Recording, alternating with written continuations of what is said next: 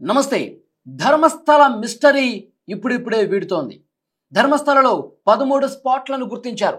ఆ 13 స్పాట్లలో కూడా తవ్వకాలు జరుగుతున్నాయి. 6వ స్పాట్ వరకు నిన్నటి వరకు తవ్వకాలు జరిగాయి. ఈరోజు ఉదయం నుంచి 7వ స్పాట్లో తవ్వకాలు ప్రారంభమయ్యాయి.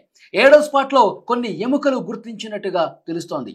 ఇక 8వ స్పాట్ కూడా తవ్వకాలు ప్రారంభం చేసినట్టుగా మనకి సమాచారం వస్తోంది.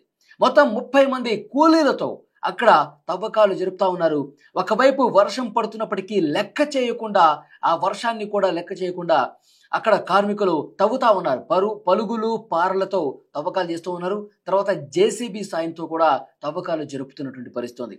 మనకి అందుతున్నటువంటి సమాచారం కొన్ని ఎముకలు కూడా దొరికిన ఎముకలు పూర్తిగా విరిగిపోయి నుజ్జు అయినటువంటి ఎముకలకు సంబంధించిన అవశేషాలు కూడా లభ్యమైనట్టుగా తెలుస్తోంది. వాటిని అధికారులు చాలా భద్రంగా చిన్న పెట్టెల్లో భద్రపరిచి ఫోరెన్సిక్ ల్యాబ్కు పంపించేందుకు ప్రయత్నాలు చేస్తున్నట్టుగా తెలుస్తోంది. అయితే ఇక్కడ ఒక కీలకమైనటువంటి సమాచారం మనకు అందుతోంది. ఫోరెన్సిక్ నిపుణులు ఒక అనుమానం వ్యక్తం చేశారు. ఏమిటి అంటే 1 నుంచి 5 వరకు తవ్వకాలు జరిపినప్పుడు అక్కడ వాళ్ళకి ఏమీ ఆనవాళ్లు కనిపించలేదు, అవశేషాలు కనిపించలేదు. 6వ ప్లేస్లో 2 అస్థిపంజరాలు పుర్రెలు కనిపించాయి. 7వ ప్లేస్లో కొన్ని ఎముకలు కనిపించాయి. మరి 1 నుంచి 5 ఆ మార్కింగ్ కూడా చేసింది ఆ పారిశుధ్య కార్మికుడికే కదా.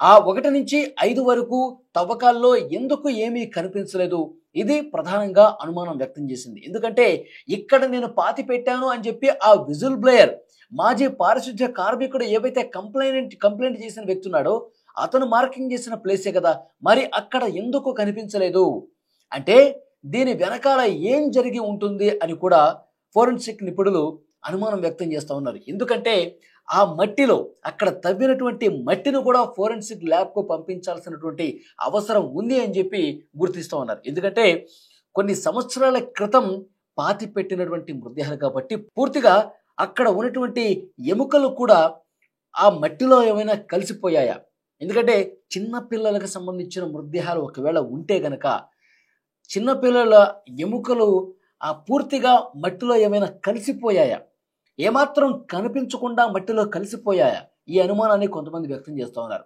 సో ఆ మట్టిని కూడా 1 నుంచి 5 ప్రాంతాల్లో ఎక్కడైతే తవ్వారో ఆ తవ్వినటువంటి మట్టిని కూడా ఫోరెన్సిక్ ల్యాబ్కు పంపించాల్సినటువంటి అవసరాన్ని ఫోరెన్సిక్ నిపుణుల బృందం సిట్ అధికారుల ముందు చెప్పినట్టుగా తెలుస్తోంది. ఆ మట్టిని తీసుకొని వాటిని కూడా పంపించారు. అలాగే 6వ ప్లేస్లో దొరికింది, 7వ ప్లేస్లో దొరికింది. ప్రస్తుతం 8వ ప్లేస్లో తవ్వకాలు జరుగుతున్నాయి. అక్కడ కూడా మట్టిని తవ్వి తీస్తా ఉన్నారు. అక్కడ ఏమైనా దొరుకుతాయా అని చెప్పి వెతుకుతా ఉన్నారు. 8వ ప్లేస్కు సంబంధించి ఇంకా ఎలాంటి ఇన్ఫర్మేషన్ రాలేదు. అక్కడ ఇంకా తవ్వకాలు ప్రారంభమయ్యాయి.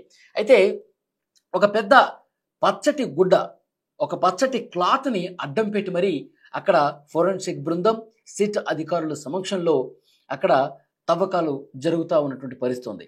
అయితే ఇక్కడ చాలామంది పలు రాష్ట్రాల నుంచి మీడియా ఛానల్స్ కూడా అక్కడికి వచ్చాయి.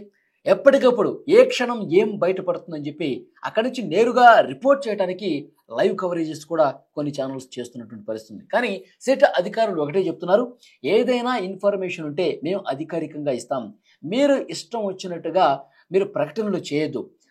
ఒకసారి 3 పుర్రెలు బయటపడ్డాయని, ఇంకొక ప్లేస్లో ఇంకొన్ని బయటపడ్డాయని, పూర్తిగా అస్థిపంజరాలు గూళ్ళు బయటపడ్డాయని, ఇవన్నీ రకరకాల ప్రచారాలు జరుగుతూ ఉన్నాయి. కానీ ఏదైనా సరే మేము చెబితే మాత్రం అధికారికంగా అనౌన్స్మెంట్ చేస్తాం, అప్పుడు మాత్రం ప్రకటన చేయండి అని చెప్పి వారు ఒకవైపు చెప్తున్నారు. అయినప్పటికీ కూడా ఇంకా అక్కడి నుంచి లేటెస్ట్గా అందుతున్నటువంటి ఇన్ఫర్మేషనే నేను మీకు తెలియజేస్తా ఉన్నా. చాలా చోట్ల కూడా అవశేషాలకు సంబంధించిన ఆనవాళ్లు కనిపించినా సిట్ అధికారులు ఎక్కడ కూడా బయటకు చెప్పడం లేదు. ఒక పుర్రె కనిపించినా లేదంటే ఎముకలు ఏమన్నా కనిపించినా వాటిని ఆ పెట్టెల్లో భద్రపరిచి, ఆ బకెట్స్లో భద్రపరిచి నేరుగా ల్యాబ్కు పంపిస్తున్నారు. కానీ ఎక్కడ కూడా రివీల్ చేయటం లేదు. ఎందుకంటే ఇన్వెస్టిగేషన్ చేస్తున్నటువంటి క్రమంలో ఎవరైతే ఈ ఘోరాలకు నేరాలకు పాల్పడ్డారో వాళ్ళకు సంబంధించిన ఇన్ఫర్మేషన్ బయటకు వస్తున్నది కాబట్టి వాళ్ళు జాగ్రత్త పడే అవకాశం ఉంది. ఈ పారిశుధ్య కార్మికుడు ఎవరైతే ఉన్నాడో ఎవరైతే కంప్లైంట్ చేసిన వ్యక్తి ఉన్నారో అతని సమక్షంలోనే ప్రస్తుతం ఈ తవ్వకాలన్నీ జరుగుతూ ఉన్నాయి. అతను చెప్పిన ప్లేసుల్లోనే ఈ తవ్వకాలన్నీ జరుగుతున్నాయి. అందుకే అతని ఫేస్ ఎక్కడా కూడా రివీల్ చేయట్లేదు. అతన్ని పూర్తిగా పై భాగం నుంచి కింద వరకు కూడా నల్లటి క్లాత్తో కప్పి అతన్ని తీసుకొచ్చారు. అతను ఎక్కడ తవ్వమంటే అక్కడ తవ్వుతున్న పరిస్థితి. అతను చెప్తా ఉన్నాడు, ఒక 100 మహిళల మృతదేహాలను కూడా నేను ఖననం చేశాను, ఎక్కడ ఖననం చేశానో నాకు తెలుసు అని చెప్పి అతను చెప్తా ఉన్నాడు. కాబట్టి అతని సమక్షంలోనే అతను చెప్పిన ప్లేసులోనే తవ్వకాలు చేస్తున్న పరిస్థితుంది. సో ఇప్పుడు అతనికి ప్రాణాలకు కూడా హాని పొంచి ఉన్నటువంటి పరిస్థితుంది. ఎందుకు అంటే అతను ముందే చెప్పాడు, నేను ఇవన్నీ ధైర్యంగా చెప్తా ఉన్నా, గతంలో నన్ను చాలా బెదిరించారు, నేను ఆ పని చేయను అంటే ఇక నీకు చావే గతి అని చెప్పి నన్ను బెదిరించారు. కాబట్టి భయంతో నేను పనిచేశాను. ఆ రోజుల్లో చాలా భయపడిపోయి వాళ్ళు చెప్పింది చెప్పినట్టు చేశాను. పాతి పెట్టమంటే పాతి పెట్టాను. ఇప్పుడు నేను ధైర్యంతో ముందుకు వచ్చాను. పాప భీతి నన్ను వెంటాడుతోంది. ఎంతో కొంత పశ్చాత్తాపం పడి నేను ఆ పరిహారం చేసుకోవటానికి, వాస్తవాలు చెప్పడానికి, తప్పు చేసిన వాళ్ళని శిక్షించాలని చెప్పి ఉద్దేశంతో నేను వచ్చాను అంటూ ఆయన మాట్లాడుతున్నటువంటి పరిస్థితి. సో డెఫినెట్గా అతను ఎవరో తెలిస్తే గనక ఎవరైతే ఇవన్నీ దారుణాలు చేస్తున్నారో వాళ్ళు ఇతని మీద కక్షగట్టి చంపే అవకాశం ఉంది. కాబట్టి అతను ఎవరో రివీల్ చేయకుండా పూర్తిగా పైనుంచి కింద వరకు అతను గుర్తింపు ఏది బయటకు రాకుండా అధికారులు జాగ్రత్త తీసుకుంటున్నారు. అందుకే అతన్ని పూర్తిగా నల్లటి క్లాత్తో కప్పినటువంటి పరిస్థితి చాలా స్పష్టంగా కనిపిస్తోంది. ప్రస్తుతం ధర్మస్థలలో ఒక ఉత్కంఠమైనటువంటి వాతావరణం కనిపిస్తోంది. సిట్ అధికారులు తవ్వకాలు చేస్తూనే ఉన్నారు.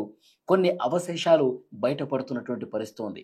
అయితే ధర్మస్థలలో ప్రస్తుతం అక్కడ ఉన్నటువంటి స్థానికులు ఒక విషయం చాలా స్పష్టంగా చెప్తున్నారు. ఇవి నిజంగా అత్యాచారాలు చేసి, మేము గతంలో ఇక్కడ మేము స్థానికులం కాబట్టి చాలా విన్నాం. కొంతమంది అదృశ్యమయ్యారు, కొంతమందిని చంపేశారు, కొంతమందిని చంపి పడేసి నదిలో కూడా వదిలినటువంటి పరిస్థితి ఉంది. సో ఇవన్నీ కథలుగా మేము విన్నాం. కానీ ఇవన్నీ కూడా వాస్తవ రూపం దాలుస్తాయన్న నమ్మకం మాకు ఇప్పటివరకు లేదు. ఇవి నిజాలు అవుతాయనేది కూడా మేము ఎప్పుడు ఊహించలా.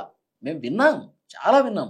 కానీ ఇప్పుడు ఇతను బయటకు వచ్చి నిజమే అని చెప్పి నా చేతులతో నేను పాతి పెట్టానని చెప్తే వాస్తవాలు తెలియాల్సినటువంటి అవసరం ఉందని చెప్పి మేము బలంగా నమ్ముతున్నాం.